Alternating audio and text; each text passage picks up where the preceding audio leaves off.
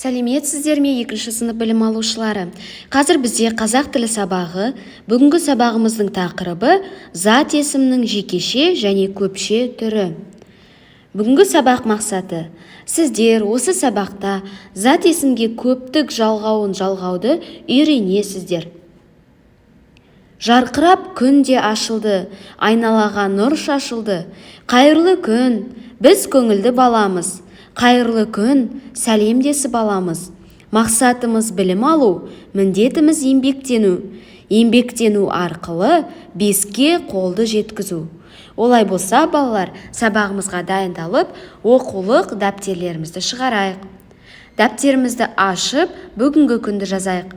1 наурыз сынып жұмысы.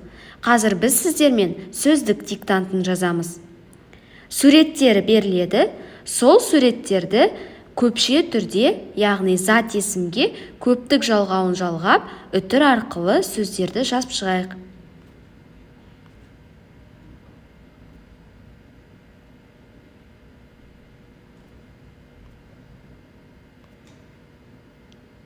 Балалар, мінекей барлық суреттер шықты. Осы суреттердің көпше түрлерін жазып шығайық. Аға, мына құмдар табанымды күйдіріп барады. Иә, құм өте ыстық екен.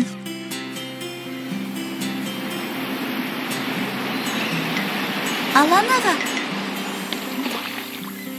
құмдар табанымды қыздырды. Осында келгеніміз жақсы болды. Дана, құм көп болғанымен, құмдар деп көптік жалғауын жалғап айтуға болмайды. Неге? Себебі біз оны бір-бірлеп санай алмаймыз. Ал саналмайтын зат есімдерді көпше түрде қолданбайды. Сонымен бірге, құм сөзінің мағынасы көптік ұғымды білдіріп тұр. Нанды, ұнды, құмшекерді, тұзды, түрлі ұнтақ заттарды жекеше түрде ғана айтамыз. Көпше түр, жекеше түр дедіңіз бе? Иә, Дана, зат есім жекеше және көпше түрде айтылады. Кім, не деген сұрақтарға жауап беретін сөздерді зат есімнің жекеше түрі дейміз. Мысалы, аға, бала, қайық, шағала. Кімдер, нелер деген сұрақтарға жауап беретін сөздерді зат есімнің көпше түрі дейміз. Мысалы, ағалар,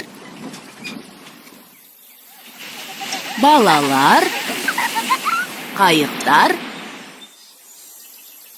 шағалалар. Зат есімнің көпше түрі лар, лер, дар, дер, тар, тер жалғауларының жалғану арқылы жасалады. Бұл қосымшалар көптік жалғау деп аталады. Аға, көптік жалғаулары көп екен. Қай сөзге қайсысын жалғау керегін қайдан білеміз? Дана, сен дауысты, дауыссыз дыбыстың түрлерін білесің ғой? Иә, дауысты дыбыстар жуан жіңішке болып бөлінеді. Дауыссыз дыбыстардың қатаң, яң, үнді деген 3 түрі бар. Дұрыс. Ендеше дауысты дыбысқа немесе үнді қысқа и, у, ыр дыбыстарына аяқталған сөздерге лар, лер нұсқасы жалғанады. Мысалы, балалар, үйлер, таулар, сиырлар.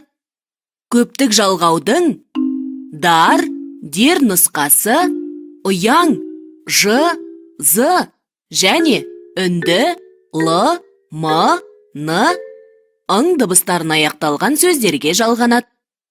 Мысалы, теңіздер, гүлдер, шамдар, құлындар, аңдар. Қатаң дауыссыз дыбыстарға аяқталған сөздерге және б, в, г, д дыбыстарына аяқталатын басқа тілден енген сөздерге тар, тер нұсқасы жалғанады. Мысалы, балықтар, өсімдіктер, клубтар, ғалымовтар, биологтар. Су ішіндегі құм басқаша. Аға, қараңызшы, мына жер тып-тынық екен. Су түбінде жүрген балықтар да менің аяқтарымда анық көрінеді.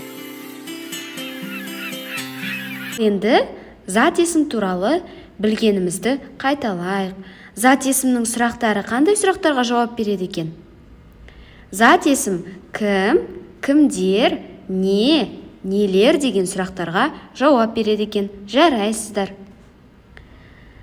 Заттың атын білдіретін сөзді зат есім дейді. Зат есімдерге кім, кімдер, не, нелер деген сұрақтар қойылады.